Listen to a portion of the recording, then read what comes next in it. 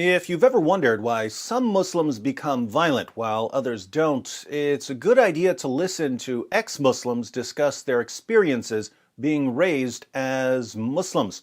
I just watched a video from a former Muslim who was describing the inner conflict he had growing up as a Salafi Muslim in London. Let's go through some of this video. I want to get to the point he makes at the end. I was brought up believing that the West is at war with Islam, and that because the West is at war with Islam, the West is therefore a legitimate target for attacks. So growing up in London, and I was born and raised in London, growing up in London, I was taught that I was living in enemy territory, that everyone surrounding me was the enemy, that they were out there to get me. Notice he said he was taught that he was in enemy territory. So either his parents or his Muslim leaders were teaching him that the non-Muslims around him were his enemies. Needless to say, viewing everyone around you as your enemy can affect the way you interpret various events. And it was within this kind of mentality that when 9/11 happened and all the conspiracy theories started flying around about the Americans making it up and doing it so that they could have an excuse to invade Muslim countries, I believed them because it fitted with what I believed in, with what I had been taught. Now, if you view the people around you as the enemies of Muslims, how are you going to interpret the wars in Iraq and Afghanistan? And then when the Afghanistan and Iraq wars happened, I understood them in a way that explained that actually the reason why they were attacking these Muslim countries was simply because they were Muslim, because they wanted to kill Muslim people. I honestly believed that, even as and kind of growing up as like a 16-year-old. So the wars in Iraq and Afghanistan are wars against Muslims, and you're a Muslim living behind enemy lines. What do you do?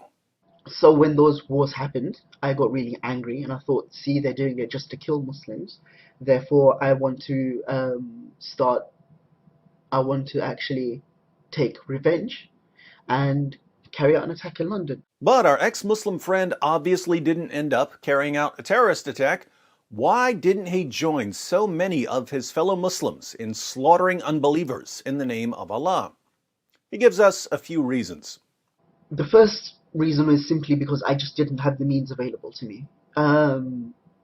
If I had the means available to me when I was at my most radical and my most angry, then I think I probably would have carried out an attack. So he was willing to carry out an attack at one point in life. He was angry enough to carry out an attack. He just didn't have the means. He didn't have a gun or a bomb, so he kept waiting. Do you think there are other young Muslims who are willing to carry out an attack but simply don't have the means?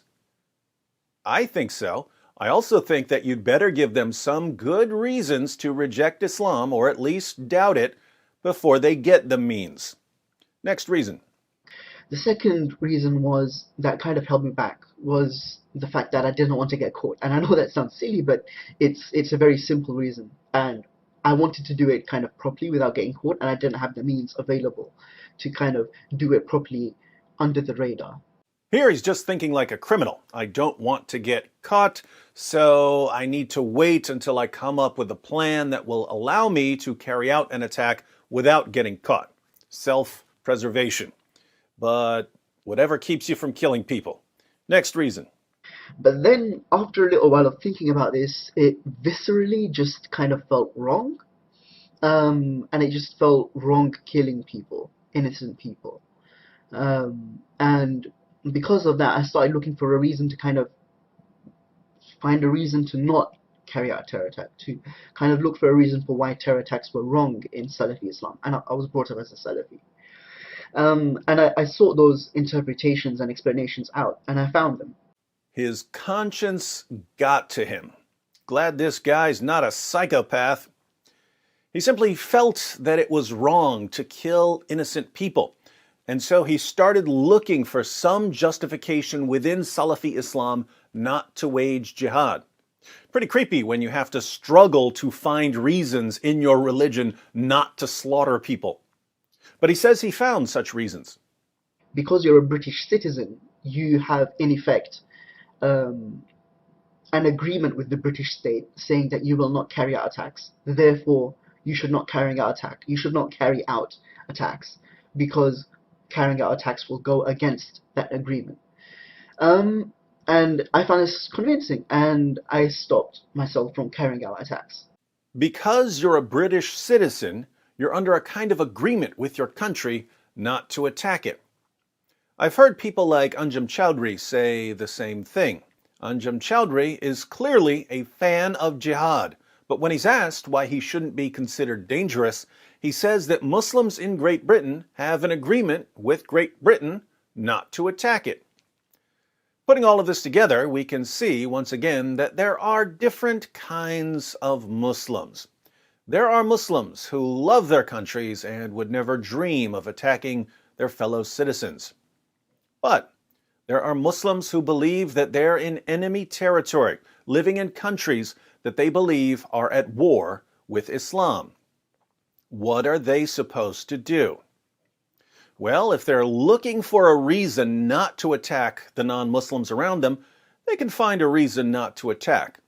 They can say, there's a kind of contract at work, a contract between me and my country, and I'm not going to violate that contract.